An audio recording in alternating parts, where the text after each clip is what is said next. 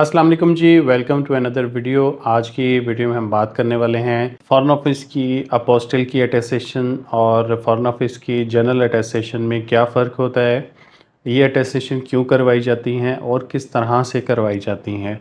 आज की वीडियो में मैं आपको मुकम्मल डिटेल से बताऊंगा कि इन सब चीज़ों में क्या फ़र्क होता है, कौन सी अटेस्टेशन की किस जगह पे आपको ज़रूरत है और वो आप अटेस्टेशन कैसे करवा सकते हैं। वीडियो को एंड तक लाजमी देखिएगा ताकि आपके जितने भी सवालात हैं इन दोनों चीज़ों के बारे में वो क्लियर हो सके। वीडियो को स्टार्ट करते हैं।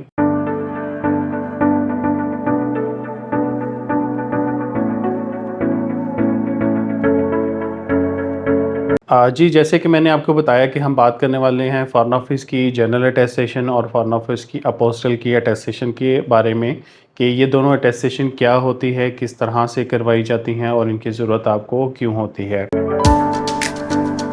अपोस्टल की अटेस्टेशन के बारे में पहले थोड़ा-सा मैं आपको बता दूँ कि फॉरेन ऑफिस की तरफ से जो अपोस्टल की अटेस्टेशन इसी साल शुरू की गई है जुलाई से। उस अटेस्टेशन का एक्चुअल में मकसद ये होता है कि बहुत से ऐसे कंट्रीज़ हैं जिनकी तादाद तकरीबन 120 से ज़्यादा है और एक कन्वेंशन है हैग कन्वेंशन के नाम से नीदरलैंड की वो कन्वेंशन है।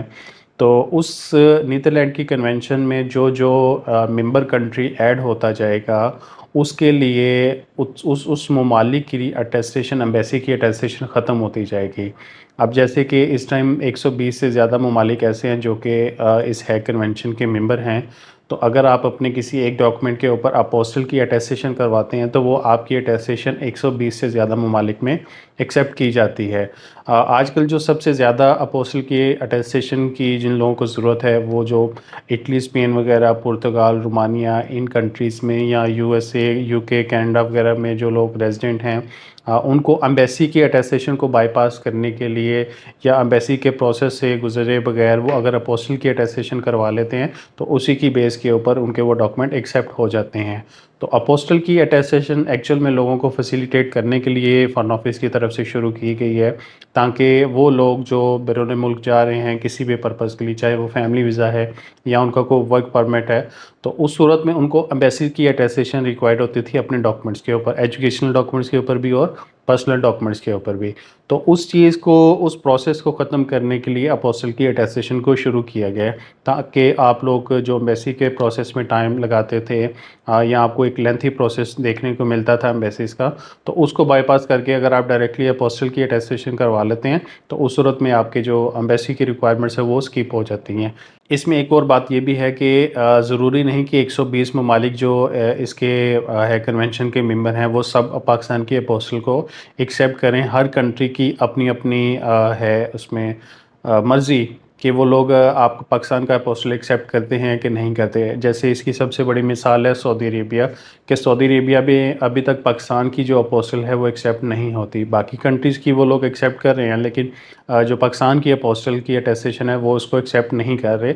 पाकिस्तान की वो जनरल अटेस्टेशन को एक्सेप्ट करते हैं और साथ में सऊदी एम्बेसी की अटेस्टेशन को एक्सेप्ट करते हैं।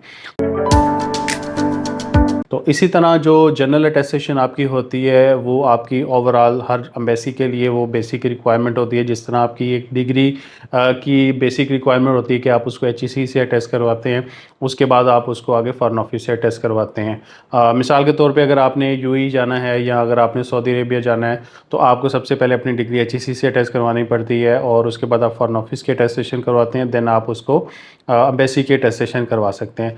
तो इस केस में आपको फॉरेन ऑफिस की जनरल अटेस्टेशन करवानी है, इस केस में आपको फॉरेन ऑफिस की अपोस्टल की अटेस्टेशन नहीं करवानी।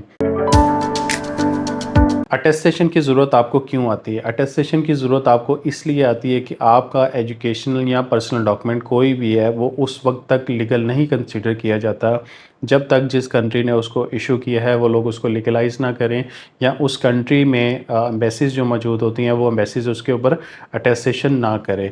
तो बात वही अगेन आगे के जो कंट्रीज़ अपोस्टल को एक्सेप्ट करते हैं उसको लीगलाइज़, अपने डॉक्यूमेंट्स को लीगलाइज़ करने के लिए आप उनके ऊपर अपोस्टल करवाएंगे। जो कंट्रीज़ अपनी एम्बेसी की अटेस्टेशन को एक्सेप्ट करते हैं जैसे दुबई और सऊदी अरेबिया है, उस कंट्री के लिए आप उसको पहले जनरल अटेस्टेशन करवाएंगे, उसके बाद आप उसकी एम्बेसी की अटेस्टेशन करवाएंगे। तो एम्बेसी की अटेस्टेशन करवाने के लिए आपको जनरल अटेस्टेशन की रिक्वायरमेंट लाजमी होती है।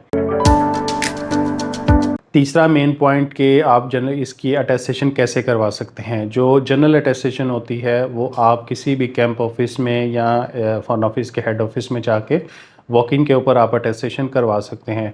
प्रोसेस वही सिंपल सा है, जो भी डॉक्यूमेंट आपने अटेस्ट करवाना है, अगर वो मैट्रिक है, इंटरमीडिएट है, तो आप उसको आईबीसीसी से अटेस्ट करवा के फॉरेन ऑफिस में लेके जाएंगे। अगर वो आपकी ग्रेजुएशन या मास्टर की डिग्री है तो उसको आप एचईसी से अटेस्ट करवा के लेके जाएंगे। पर्सनल डॉक्यूमेंट आपका कोई भी है तो वो आप डायरेक्टली उसको फॉरेन ऑफिस से अटेस्ट करवा सकते हैं। वॉक इन में आप इस्लामाबाद, लाहौर, गुजरात या पेशावर या कराची किसी भी जगह फॉरेन ऑफिस की अटेस्टेशन करवा सकते हैं। अपोस्टल की अटेस्टेशन के लिए आपको किसी ना किसी कोरियर सर्विसेज के से कांटेक्ट करना पड़ेगा, जैसे टीसीएस, लेपर्ड कोरियर है, एसीएस है या गैरिज वाले हैं। तो अगर आप अपोस्टल की अटेस्टेशन करवाना चाहते हैं तो वो आप वॉक इन पे नहीं करवा सकते। आप किसी भी कोरियर कंपनी के थ्रू डॉक्यूमेंट अपने फॉरेन ऑफिस को भिजवा सकते हैं और वही कोरियर कंपनी आपको डॉक्यूमेंट आपके रिटर्न भी करती है। तो ये एक सिंपल सा प्रोसेस है अटेस्टेशन का। ठीक है, आपने अपना सबसे पहले जब भी आप प्लान करें अटेस्टेशन को, तो सबसे पहले आप अपना मोटिव देखें, अपनी ज़रूरत देखें कि आपको कौन से वाली अटेस्टेशन की ज़रूरत है। आया आप एम्बेसी की अटेस्टेशन के प्रोसेस में जा रहे हैं तो आपने जनरल अटेस्टेशन करवानी है, आप उसको डायरेक्टली यूज़ कर रहे हैं उस कंट्री में, अपोस्टल के लिए यूज़ कर रहे हैं, तो फिर आप कोरियर कंपनी में अपोस्टल के लिए डॉक्यूमेंट जमा करवा सकते हैं। उम्मीद है कि आपको वीडियो में बहुत से सवाल आपके क्लियर हो चुके होंगे इसके फ़र्क के बारे में कि जनरल अटेस्टेशन और इसमें अपोस्टल में क्या फ़र्क होता है। मज़ीद अगर आपको कोई भी कन्फ्यूजन है तो आप कमेंट्स बॉक्स में मुझसे पूछ सकते हैं, मैं इंशाल्लाह आपको रिप्लाई करूँगा। और वीडियो को लाइक कीजिएगा, चैनल को सब्सक्राइब कीजिएगा। इंशाल्लाह अगली वीडियो में हाज़िर होते हैं। अल्लाह हाफ़िज़।